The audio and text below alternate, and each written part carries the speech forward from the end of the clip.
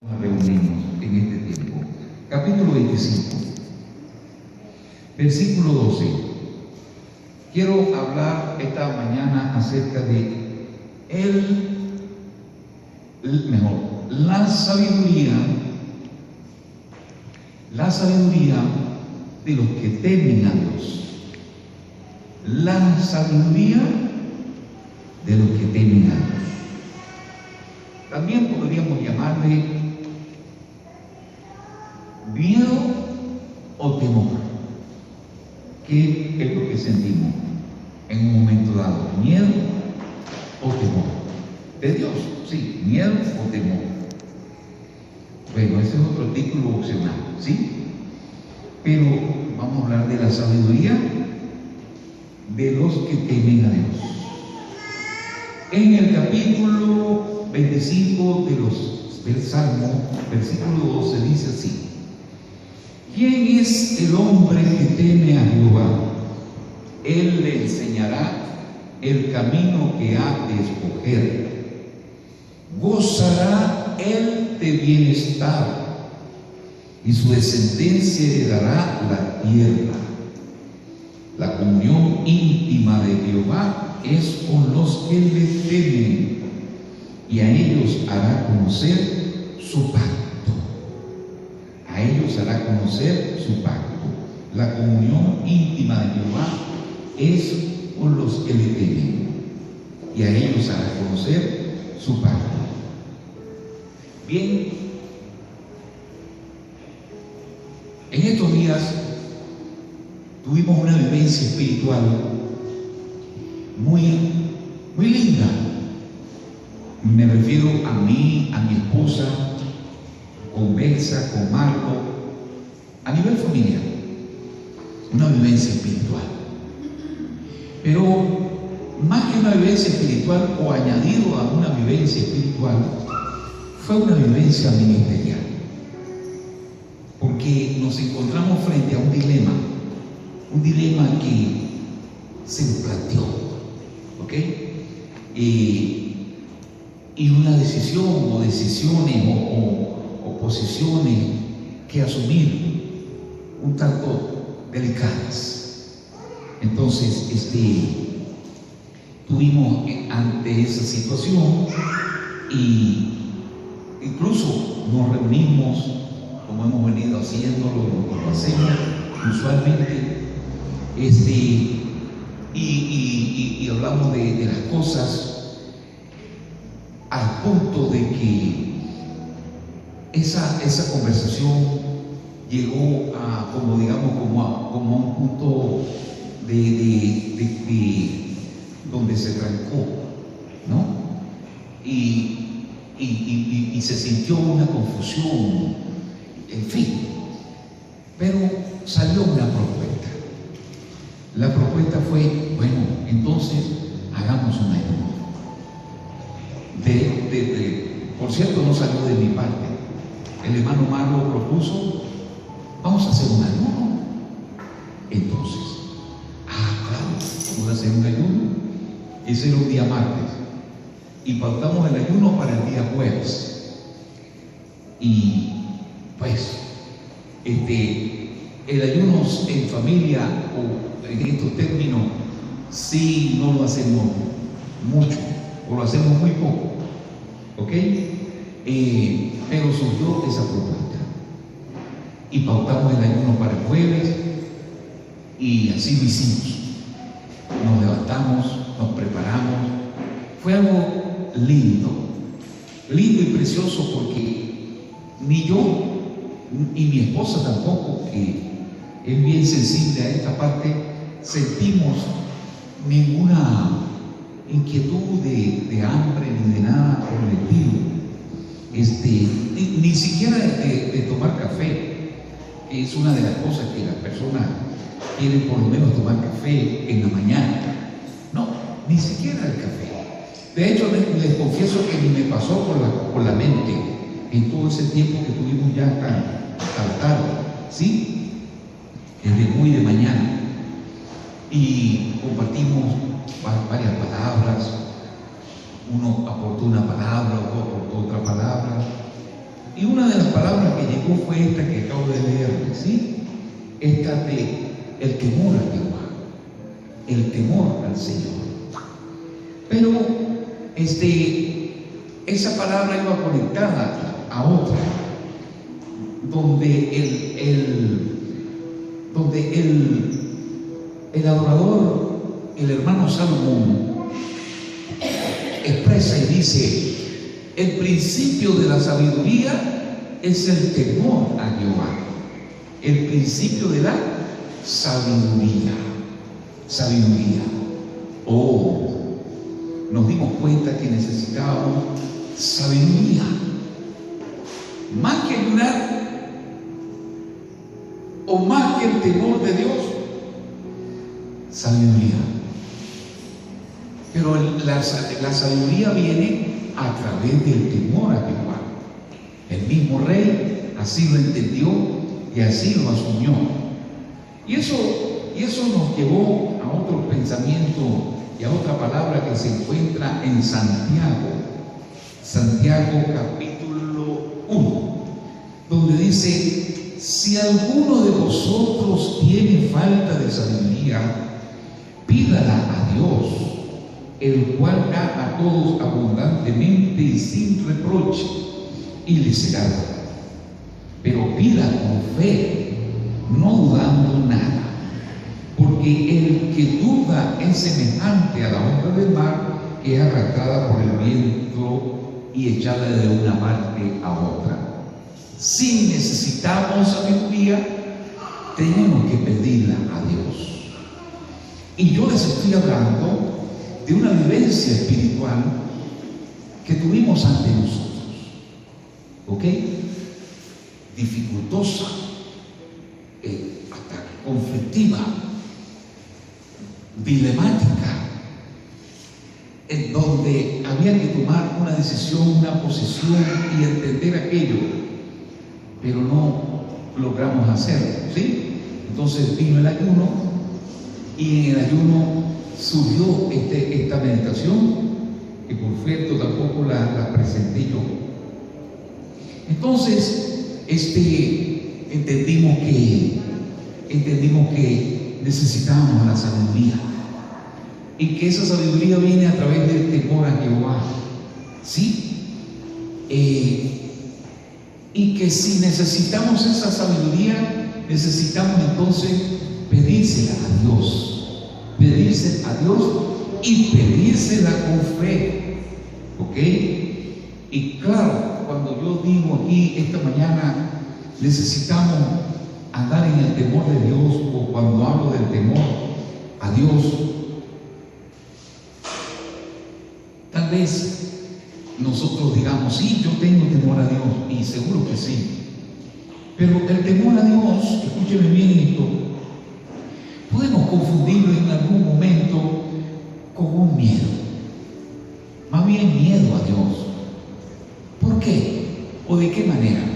Bueno, a veces tenemos miedo porque estamos ante un cuadro como el que estoy describiendo, que nosotros vivimos, en una decisión, en una disyuntiva, en una situación, pero tenemos miedo de dar tal paso por el resultado, o tenemos temor de Dios.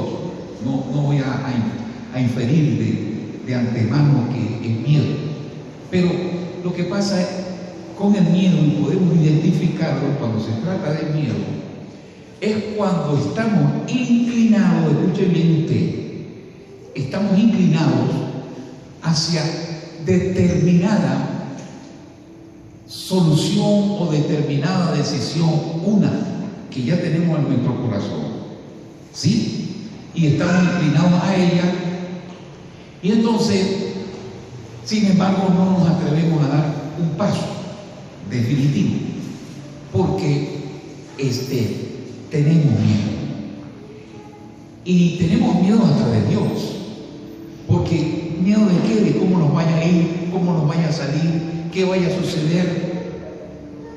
Permítame decirle que ese no es el temor a Jehová, ese no es el temor a Jehová, ni tampoco es la actitud que puede conducirnos a lo que dice aquí, ¿verdad? El que teme, bienaventurado el que tiene el temor a Jehová, porque dice aquí en el Salmo, ¿verdad? Que leíamos, en el Salmo 25, dice: ¿quién es el hombre que teme a Jehová? Él le enseñará el camino que ha de escoger. Entiéndase, Él le enseñará el camino que ha de escoger. O sea, puede ser el camino que tú tienes en tu corazón, puede ser un camino B, puede ser un camino A, puede ser un camino X, ¿ok? Pero lo bonito, escúchame bien, lo precioso de esto es que aquí dice que Él le enseñará el camino que ha de escoger, ¿ok? Porque pueden haber varias opciones, ¿sí? Unas mejores, otras no mejores. Puede haber una intermedia entre la que yo quiero y la que quiere Dios. Por supuesto que la que quiere Dios para mí es la más perfecta y la que tiene mejor resultado y todo eso. Pero bueno, ahí está el dilema, ahí está la situación espiritual. Y yo les comparto esto porque seguramente que ustedes y cada uno en lo particular se enfrentan a una situación como esta, tan sencillo como que a alguien le guste un chico o le guste una muchacha y quisiera casarse con ella, quisiera hacer un hogar con ella, pero posiblemente hay algunas cosas que no apliquen a su vida como cristiano. Pero lo quiere mucho y quiere tomar la decisión a esa chica, mas tiene miedo de que las cosas no funcionen bien. Miedo. Puede ser también temor de Dios, puede ser también, pero generalmente cuando ya tenemos una inclinación hacia determinada fórmula, entonces más bien actúa ese miedo. ¿Sí? Más bien actúa el miedo, que es algo, más bien, algo de la naturaleza humana, mientras que el temor de Jehová es un asunto espiritual, ¿ok? Pero es un asunto espiritual que trae consigo una panorámica, nos abre una panorámica de opciones. Él le enseñará el camino que ha de escoger. Pero esa mañana también del ayuno, Dios me dio una palabra para compartir con los hermanos que estábamos reunidos, una palabra en Esdras, ¿sí? En Esdras. Porque Esdras era un gobernante. Esdras era primeramente un sacerdote cuya genealogía se describe acá, y que pasando unas 5, 6 o 7 generaciones atrás estaba conectado directamente con el sacerdote Aarón. O sea, era uno de la familia de los sumos sacerdotes, ¿sí? O sea, era una persona espiritualmente de gran rango, ¿ok? De gran nivel, Esdras, ¿ok? Y ese Esdras, del cual le estoy hablando, en un momento dado andaba con una compañía inmensa de personas que habían salido de Babilonia, y les voy a describir por qué habían salido de aquel lugar y un poco más, ¿sí? Habían salido y necesitaban llegar a Jerusalén, porque se había dado un edicto de parte del emperador, primero Ciro y después Artajerjes, y él tenía que, con esa compañía, llegar de Babilonia a Jerusalén a pie. Por cierto que no era su compañía integrada por guerreros, por hombres, ni tenían custodia, ni tenían nada, ni eran personas comunes y corrientes. Eran madres, padres de familia niños, en fin, era una cosa bien engorrosa, ¿sí? Entonces, Esdras quería llegar allá porque era una misión de parte de Dios, y dice la Biblia que él convocó un ayuno. Dice acá, publiqué allí ayuno, Esdras, donde voy a leer, publiqué allí ayuno junto al río Ahava, para afligirnos delante de nuestro Dios, para solicitar de Él el camino derecho, camino derecho para nosotros, para nuestros niños, para nuestros bienes, porque tuve vergüenza de pedir al rey tropa y gente de a caballo que nos defendiesen del enemigo en el camino, porque habíamos hablado al rey diciendo: la mano de nuestro Dios es para bien sobre todos los que le buscan, mas su poder y su furor contra todos los que le abandonan. Entonces, Esdras, ya se lo voy a describir, además era un hombre muy poderoso, tan poderoso que tenía el rostro del emperador. Era un servidor importante, un funcionario importante en el imperio persa, aparte de ser un sacerdote de Dios, y tenía esa prerrogativa de pedir una guardia, pedir, qué sé yo, un ejército que los custodiara, porque ellos iban muchas personas y había merodeadores en el camino, y había acechanzas y peligros en el camino, y ellos en ese camino iban incluso con un tesoro increíble, que lo vamos a ver también, ¿sí? O sea, joyas, cosas súper valiosas, y había malandros, había atracadores, y el camino, ¿sabe cuánto tiempo le tomó? 5 meses. 5 meses. Salieron el mes primero y llegaron el mes quinto. En toda esa trayectoria, en todo ese camino, podían pasar muchas cosas. Y Esdras optó por la opción, y permítame la redundancia, espiritual, no por la natural. Él dijo: hagamos un ayuno, y proclamó un ayuno con, yo no sé, eran miles y miles de personas las que iban con él. Se podría cuantificar, o se podría tener una cifra aproximada, no la busqué, pero era grande. Lo que dice es que era muy grande, ¿ok?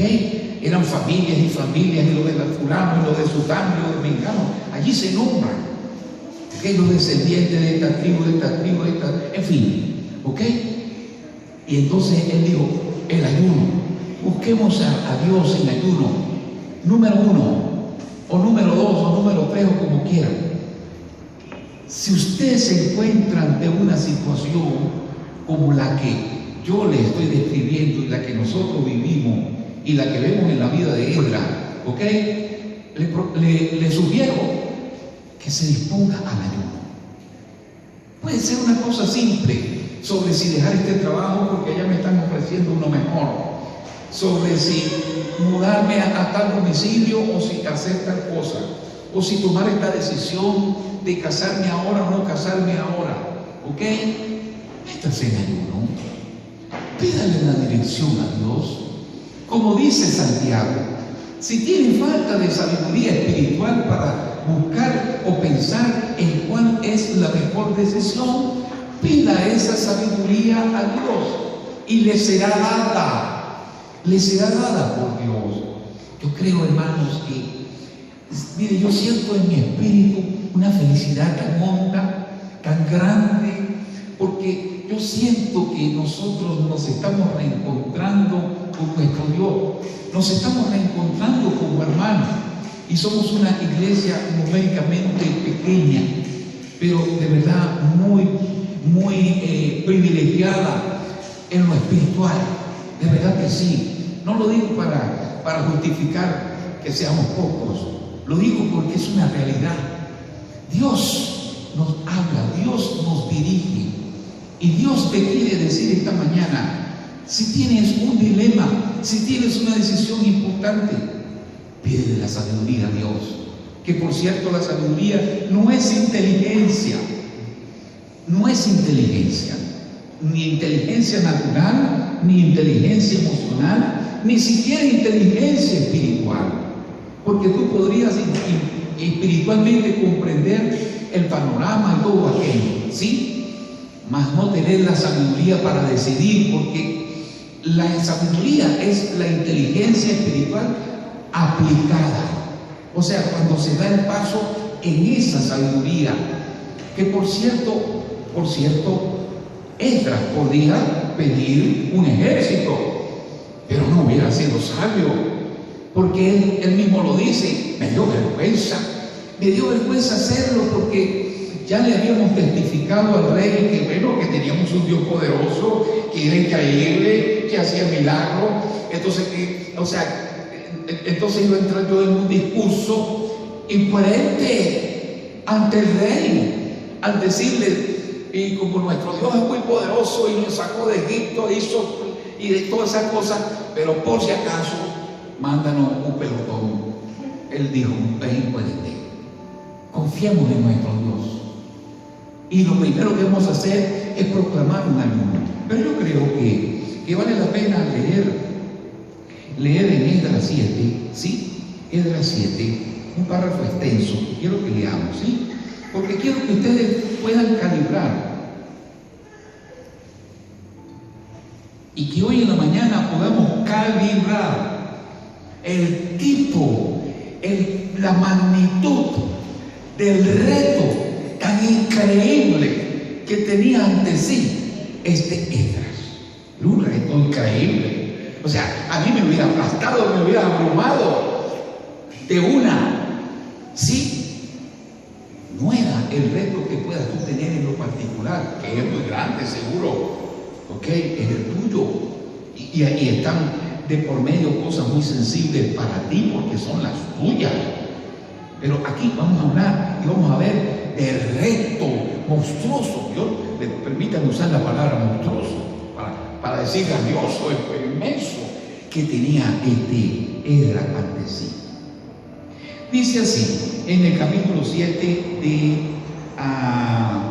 Esdras, el versículo 1 dice: pasadas estas cosas en el reinado de Artajerjes, rey de Persia, Esdras, hijo de Saraías, hijo de Azarías, hijo de Hilcías, vamos al 5, hijo de Abisúa, hijo de Fides, hijo de Eleazar, hijo de Aarón, primer sacerdote.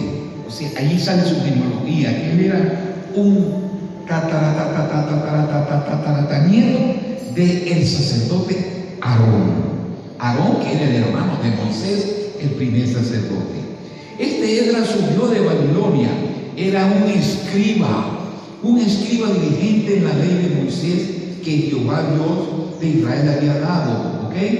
O sea, además de ser un sacerdote, ya por una línea que venía hacia él era dirigente, escriba, estudioso de la palabra, un doctor, un erudito, y así lo define el propio rey. Y el rey le concedió todo lo que pidió, estamos en el 6, porque la mano de Jehová su Dios estaba sobre Esdras. Versículo 7, y con él subieron a Jerusalén algunos de los hijos de Israel y de los sacerdotes, levitas, cantores, porteros y sirvientes del templo, en el 7º año del rey Artajerjes, y llegó a Jerusalén en el mes 5 del 7º del rey, ¿sí? Ok, año del rey. Porque el día primero del primer mes fue el principio de la partida de Babilonia y al primero del mes 5 llegó a Jerusalén, estando con él la buena mano de Dios. Esa buena mano es la que tú quieres que esté contigo y te acompañe. ¿Cuántos quieren eso? ¿Cuántos dicen amén? Oh, gracias Espíritu Santo. Tú sí estás hablando lindamente. Ok, el 10. Porque ahora esto es lo que más me encanta y fue lo que en la madrugada me levantó. Y me estuvo hasta la 1 y tanto de la madrugada, hora a la cual grabé el mensaje que iba por la red. ¿sí? Me gusta este versículo, dice, porque Esdras había preparado su corazón para inquirir la ley de Jehová y para cumplirla y para enseñar en Israel sus estatutos y decretos. O sea, Esdras no se conformó con decir, yo soy tataranieto de Aarón. Esdras no se conformó con ser un escriba erudito. Él preparó su corazón. Él buscó a Dios en medio del dilema, ¿verdad? Esta es la copia de la carta que dio el rey Artajerjes al sacerdote Esdras. El rey se la dio al sacerdote Esdras, escriba versado en los mandamientos de Jehová y en sus estatutos a Israel. Artajerjes es un edicto imperial. Artajerjes, rey de reyes, porque tenía bajo sí provincia. A Esdras, sacerdote y escriba erudito en la ley del Dios del cielo. El Dios del cielo, para él era el Dios del cielo, el poderoso. ¿Ok? Paz. Por mí es dada orden que todo aquel en mi reino del pueblo de Israel y de sus sacerdotes y levitas que quieran ir contigo a Jerusalén, vaya. Porque de parte del rey y de sus 7 consejeros eres enviado a visitar a Judea y a Jerusalén conforme a la ley de tu Dios que está en tu mano, y a llevar la plata y el oro que el rey y sus consejeros voluntariamente ofrecen al Dios de Israel, cuya morada está en Jerusalén. Escuchen, ahí vamos entendiendo por qué necesitaba por lo menos un servicio panamericano, un camión de esos que llevan las cosas a los bancos, ¿sí?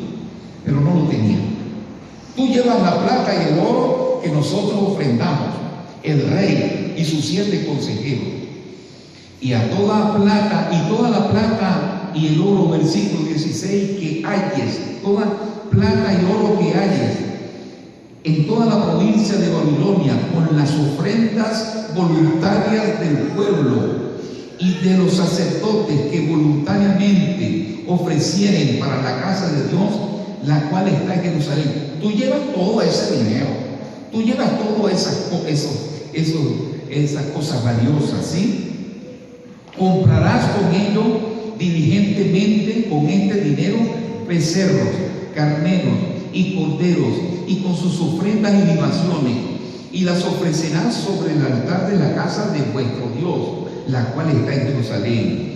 Y lo que a ti y a tus hermanos os parezca hacer de la otra plata y oro, hacedlo conforme a la voluntad de vuestro Dios. Allí la cosa se va viendo más abrumadora, ¿no? Plata, manejando una cuantiosa riqueza de dinero, ¿ok? Los utensilios que te son entregados para el servicio de la casa de tu Dios, los restituirás delante de Dios en Jerusalén, ¿ok? Los restituirás.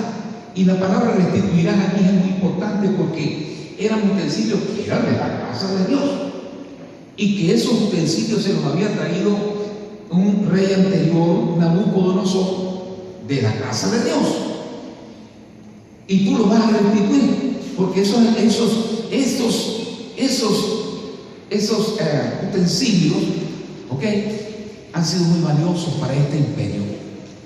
Aunque un emperador que se llamó Belsasar, y ustedes lo deben recordar, en un momento dado, en una borrachera, dice que sacó, como estaba con sus mujeres y como estaban en todo su bacanal allí, entonces dice, él dijo, tráiganme los vasos del templo, porque quiero tomar aguardiente, pero ahora me lo voy a tomar en los vasos de Jehová. Y se lo trajeron, y cuando se lo trajeron, dice que salió una mano escribiendo en la pared en plena fiesta, ¿ok? Con sus mujeres, con sus cosas, ¿ok? Con sus importantes. Fue Belsasar, el hijo de Nabucodonosor. Dice, se le escribió una mano visible, salió escribiendo en la pared, Mene, Mene, Tekel Uparsin. Y buscaron a sabios que interpretaban esa palabra y significaba, la interpretó fue Daniel, que decía, a ti se te dice, tu reino ha sido pesado en balanza, no, dice, fuiste pesado en balanza y fuiste hallado falto. Fuiste hallado falto. Por lo tanto, tu reino es transferido a los griegos y a los persas. O sea, y por eso es que ahora los persas eran emperadores. ¿Ok? Entonces, los que irrespetaron, lo que quiero decir es que los que irrespetaron esos vasos la pasaron muy mal. Y todos los emperadores lo sabían. Y por eso querían restituirlos en aquella casa. Y no voy a decir más porque me entiendo y me salgo de lo que realmente quiero decir. Y me queda ya poco tiempo. Versículo 20. Y todo lo que se requiere para la casa de tu Dios que te sea necesario dar, lo darás de la casa de los tesoros del rey. ¿Se está dando cuenta? De los tesoros del rey tú lo vas a dar lo que haga falta. Yo pongo la plata, tú la administras con los tuyos, haces con eso lo que tú bien vieras que es menester hacer. ¿Ok? Y por mí, Artajerjes, rey, es dada orden a todos los tesoreros que están al otro lado del río. Los tesoreros al otro lado del río, o sea,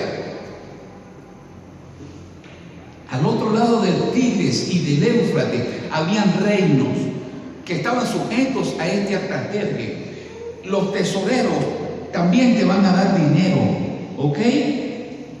A todos esos tesoreros, que todo lo que os pida el sacerdote Esdras, escuchen esto, escriba de la ley del Dios del cielo, se le conceda prontamente lo que le pida cuando vaya en camino.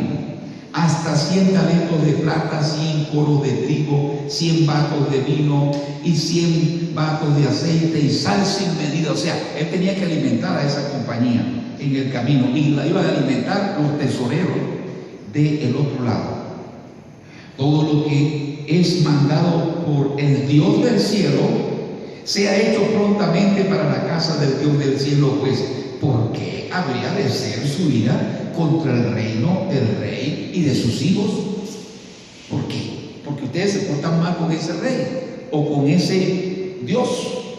Y a vosotros os hacemos saber que a todos los sacerdotes y levitas, cantores, porteros, sirvientes de templo y ministros de la casa de Dios, ninguno, escuchen esto, ninguno podrá imponerles tributo, contribución ni renta. Oh no, están libres de impuestos. Y tú Esdras, conforme, escuchen esto, y tú Esdras, conforme a la sabiduría que tienes de tu Dios, sabiduría, conforme a la sabiduría que tienes de tu Dios, pon jueces y gobernadores que gobiernen en todo el pueblo que está al otro lado del río, y a todos los que conocen las leyes de tu Dios, y al que no las conoce, les